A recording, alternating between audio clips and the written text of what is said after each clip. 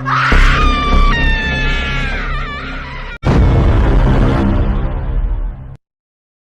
समय की बात होती है। मेहंगू नाम का एक किसान अपनी पत्नी रमा के साथ एक गांव में रहता था। मेहंगू बहुत गरीब था, 2 वक्त की रोटी भी बड़ी मुश्किल से जुटा पाता था। उसके पास जमीन का एक छोटा सा टुकड़ा था। वह दिन भर अपने खेत में ही काम करता रहता था। उसे यही लगता था, मैं अपने खेत में खूब मेहनत करूंगा।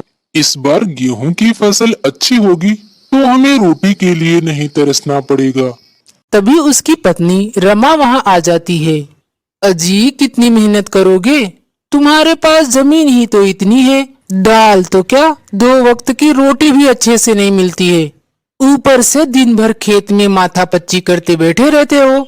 मैं तो कहती हूँ शहर में जाके कुछ काम धंधा कर लो। रमा बहुत कामचोर थी। उसे काम करना बिल्कुल भी पसंद नहीं था। ऊपर से इधर उधर से आके मेहंगू को 2 बातें सुना ही जाती थी, पर मेहंगू कुछ नहीं बोलता और अपनी पत्नी के बातों को नजरअंदाज कर खेत पर चला जाता है। मेहंगू के खेत के पास एक आम का पेड़ था। आम से थोड़ी ही दूर बहुत पुराना बरगद का पेड़ था। उस पर एक चुड़ैल का वास था। जब भी आम के पेड़ पर आम लगते, वह दिन भर आम के आसपास ही रहती थी। चुड़ैल को आम इतने पसंद थे कि वह आम के लिए कुछ भी कर सकती थी। एक बार की बात होती है, मेहंगू अपने खेत पर काम कर रहा था।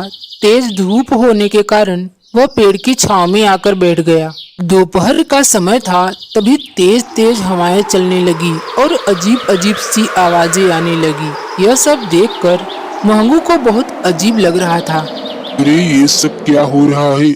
आज से पहले तो ऐसा नहीं हुआ। जब से इस पेड़ पर आम लगे हैं, पता नहीं क्या हो रहा है। कुछ अजीब ही लगता है यहाँ पर। तभी अचानक ही चुड़ैल मेहंगू के सामने आकर खड़ी हो जाती है। चुड़ैल को देखकर तो मेहंगू की हालत खराब हो जाती है। अरे बाप रे, इतनी भयानक चुड़ैल, वो भी आम के पेड़ के पास। अरे भागो रे भागो, अपनी जान बचाकर भागो, नहीं तो यह चुड़ैल मुझे ही मार कर खा जाएगी।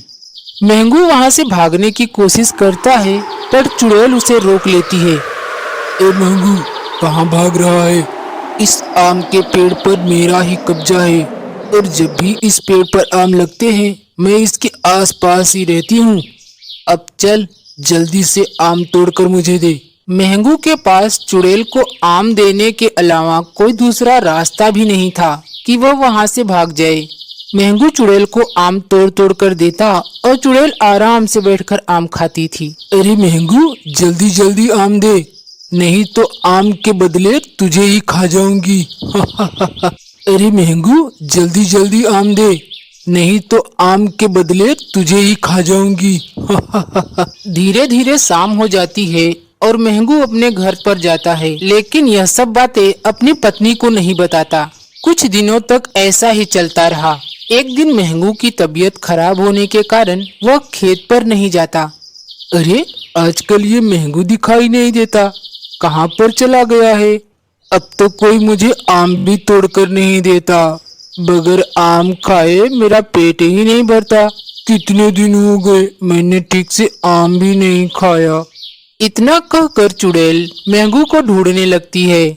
चुड़ैल मेहंगू को ढूंढते ढूंढते जब उसके झोपड़े में पहुंचती है, तो उसके घर के हालात को देखकर चुड़ैल को बहुत दुख होता है।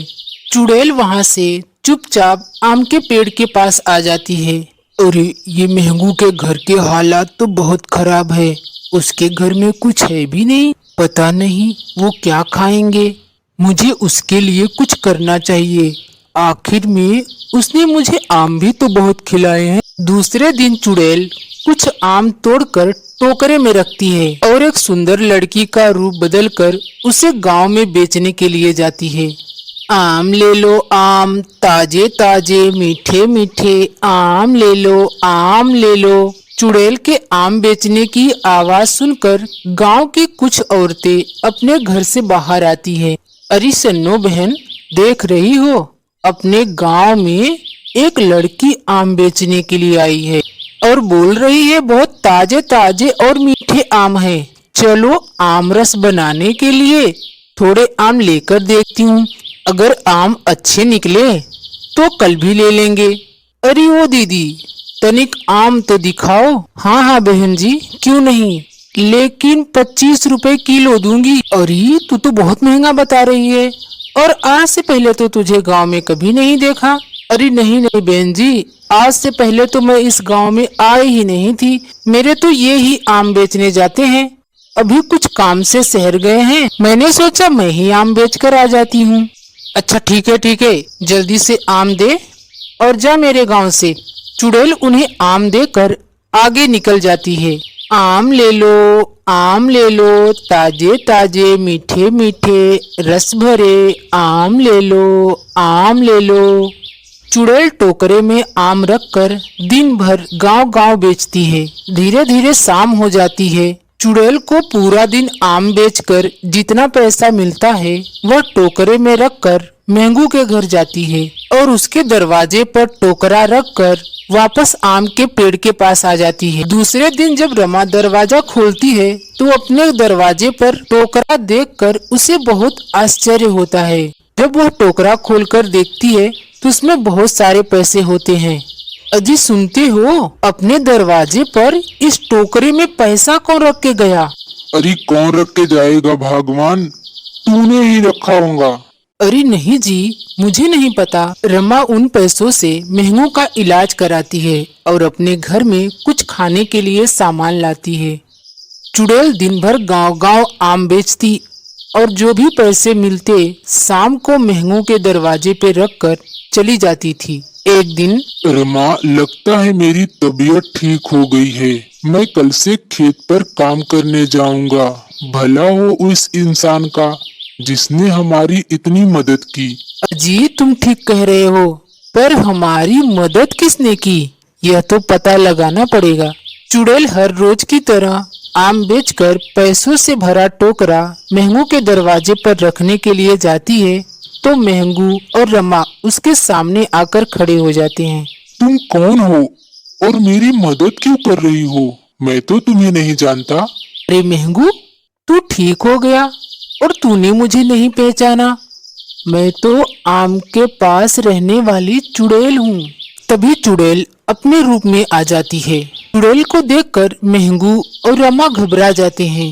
चुड़ैल मेहंगू से कहती है, मेहंगू, तुझे तो पता है मुझे आम कितने पसंद है और बहुत दिन हो गए थे तूने मुझे आम तोड़कर नहीं दिया, इसलिए मैं तो तुझे खाने के लिए ढूंढ रही थी।